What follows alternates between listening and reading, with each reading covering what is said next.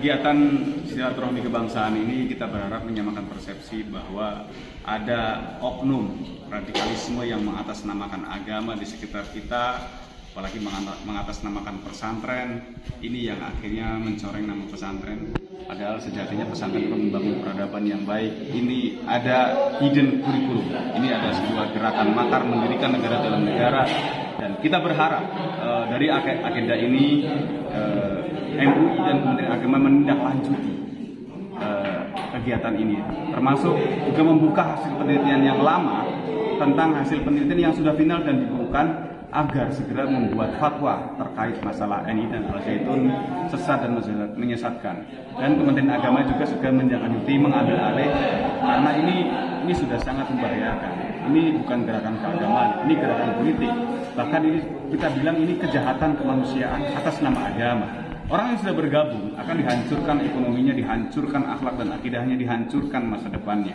Ini atas nama agama, dan ini besar di pondok pesantren. Ini sangat membahayakan.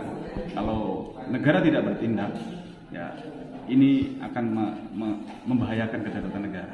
Ini kan sepertinya isu yang akan menjelang tahun politik. Apakah memang sengaja mencari sensasi, atau memang sengaja dia pengen menebar kebencian pada masyarakat? Sejatinya memang ini ada gerakan makar dari dulu, dan NI ini memang mengkolaborasi ajaran NI dengan ajaran Isa Bugis dan lembaga kerasulan. Dari awal terbentuknya memang dia sudah mengajarkan makar dan mengajarkan kebencian kepada orang. Namun di permukaan ajaran Isa Bugis ini seolah-olah mereka toleran, karena ajaran Isa Bugis ini adalah dia kolaborasi, sinkretisme agama, penggabungan beberapa agama menjadi satu, dan selalu menggunakan logika akal yang tidak masuk akal, tidak akal. Makanya rukun Islam pun dirubah, termasuk haji nggak perlu ke Mekah, haji ada di Indramayu Jawa Barat di Al-Zaitun, terus sholat belum diwajibkan, dosa bisa ditebus. Nah ini gerakan-gerakan ini kan gerakan clandestine, gerakan bawah tanah, dan informasi ini sudah ada di tangan MUI dan Kementerian Agama pada saat itu yang dihasilkan. Jadi cukup dibuka saja, saya rasa masyarakat sudah tahu, buat fatwa, dan ini menjadi landasan aparat untuk menindak Al-Zaitun juga secara hukum. Karena banyak kasus tanah yang tidak selesai, yang hanya dibayar uang muka, minta sertifikatnya sampai sekarang tidak dibayar. Ada kasus-kasus hukum juga, misalnya dana BOS itu tidak ditransfer ke rekening yayasan, tapi ditransfer ke rekening atas nama AS Panji Gumilang. Ini kan sudah pelanggaran hukum. Jadi kita berharap negara hadir. Kita punya intelijen, ada BIN, ada BAIS, ada Baintelkam, punya Menko Polhukam. Kita berharap kementerian dan lembaga sinergi. Ini bukan hanya kasus tahunan, ini tragedi kemanusiaan, dan kita tidak berharap ini berlarut-larut sehingga nanti orang akan trauma dengan pesantren, takut ke pesantren, anaknya nanti takut dianggap radikal dan lain sebagainya. Yang ini oknum, dan kita kasihan kepada para korban yang sudah menyekolahkan di sana. Ada yang stres, depresi, bahkan gila, karena mungkin dijali dengan masalah doktrin dia tidak kuat. Karena 80% di Al-Zaitun itu adalah santri yang orang tuanya anggota NI, termasuk karyawan, muadhof, eksponen itu adalah orang NI. Tapi ada 20% santri yang korban promosi Al-Zaitun, yang dia hanya melihat pesantren mega, sekolahan ke sana. Anaknya nakal mungkin juga cemplungin ke pesantren karena mungkin orang tuanya orang kaya, karena memang biayanya cukup tinggi. Tapi kalau yang 80% itu memang ada subsidi bagi anggota NII agar untuk menyekolahkan menjadi santri anaknya di Al-Zaitun. Jadi kalau Kementerian Agama hanya melihat kurikulumnya, ya tidak ada yang aneh. Tapi kalau hidden kurikulum, ini adalah gerakan intelijen, dan saya rasa istana juga harus turun tangan, Menko Polhukam. Kita punya intelijen. Jadi jangan sampai seolah-olah intelijen tidak bergerak. Ini adalah gerakan yang sangat membahayakan kedaulatan bangsa. Yang diketahui Mas Ken sendiri selama berada di dalam Al-Zaitun, yang paling menonjol penyimpangannya itu apa? Menghalalkan segala cara dalam hal infak. Infak bukan infak sebenarnya, iuran paksa. Jadi di NI ada namanya harta ini adalah diambil oleh pimpinan. Ayatnya adalah ambillah sedekah dari mereka untuk membersihkan diri. Jadi ada yang sampai jual tanah, jual rumah. Terus tadi sholat juga belum diwajibkan, bukan dilarang ya, tapi belum diwajibkan. Jadi mereka mengatakan negara Indonesia masih jahiliyah, masih Mekah, hukumnya bukan hukum Islam, hukumnya Pancasila, tauhid, demokrasi, haram. Jadi ya sholat itu besok ketika negara Islam sudah menang.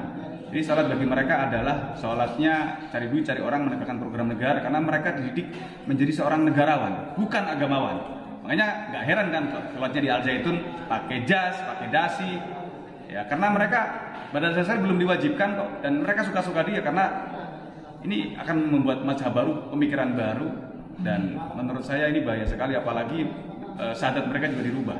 Syahadatnya bukan tiada negara, bukan tiada Tuhan selain Allah, tapi tiada negara kecuali negara Islam. Barang siapa negara selain negara Islam maka kafir.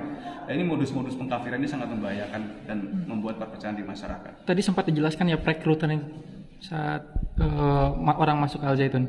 Ya, rekrutannya mereka menggunakan sugesti-sugesti agama dan biasanya menggunakan pertemanan, dan mereka seperti multi level marketing. Pemahaman yang dia yakini ini bukan hanya untuk dia sendiri, tapi harus disampaikan kepada orang lain.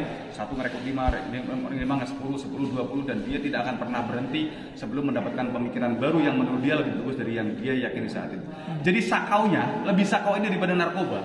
Kalau narkoba nanti direhabilitasi, dosisnya dikurangi bisa sembuh. Ini merasa paling benar. Ini mewarisi sifat iblis, merasa yang lain neraka semua, surga hanya dia. Yang lain kafir semua, yang beriman hanya dia. Ini kan bahaya sekali.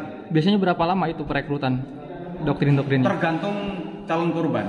Biasanya dulu kita merekrut maksimal 2 jam saja. Kita sudah pastikan orang yang bawa laptop, bawa dompet, bawa elektronik harus pindah tangan tanpa hipnotis, tanpa gedam. Murni sebuah dialog pengkondisian yang disugesti dengan sugesti agama. Ada istilah untuk menguasai orang yang bodoh, bungkuslah sesuatu yang batil dengan agama. Merampok nggak apa-apa, tapi ini ayatnya. Ini dalam kondisi perang, harta musuh bisa dipakai untuk perjuangan. Namanya fa'i atau hunimah, harta perampasan perang. Boleh dipakai untuk perjuangan. Jadi harta orang lain, termasuk harta orang tua, ketika masih belum berbaiat kan kafir juga. Boleh dicuri, boleh di modus-modus kehilangan barang dan lain sebagainya. Jadi sebelum kita selamatkan orang tua, katanya selamatkan dulu hartanya. Ini kan bahaya sekali.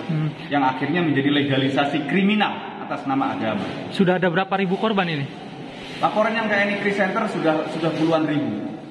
Dan terakhir kita yang paling banyak yang kita tangani yang sudah kembali ke NKRI di Sumatera Barat, satu sesi kita ada 1.157 anggota NII, ex-NII yang kembali ke NKRI di Jambi, di Riau, di Sumsel, di kemarin Lampung, di Jawa Barat, Jawa Tengah, seluruh tersebar di kita. Bagaimana supaya mereka bisa kembali kepada masyarakat, dan ini menjadi warning agar berhati-hati karena tidak cukup modal semangat saja kita dalam belajar agama, tapi juga harus dengan ilmu yang benar. Karena kalau hanya modal semangat, kalah debat nanti akan mudah terpapar juga ke sana.